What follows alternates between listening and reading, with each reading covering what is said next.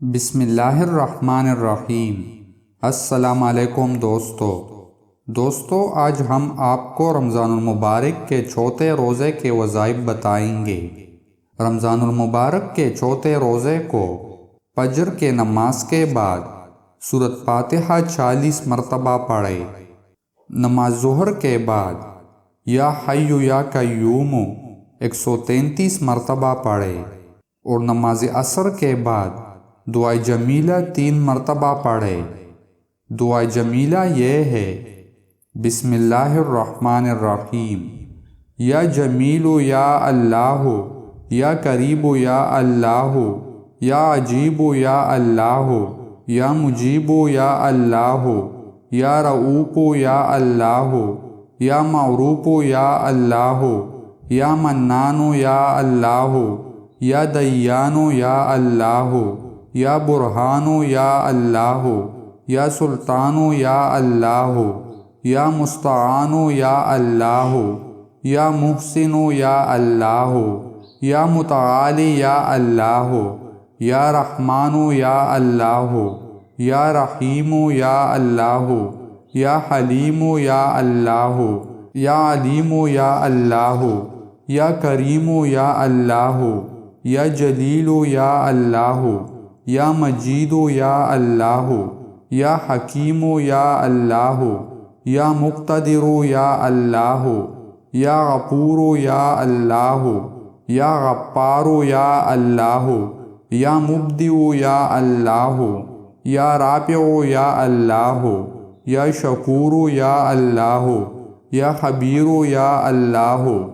یا بصیر یا اللہ، یا سمیع یا اللہ، یا اول یا اللہ، یا آخر یا اللہ، یا ظاہر یا اللہ، یا باطن یا اللہ، یا قدوس یا اللہ، یا سلام یا اللہ، یا مہیمن یا اللہ،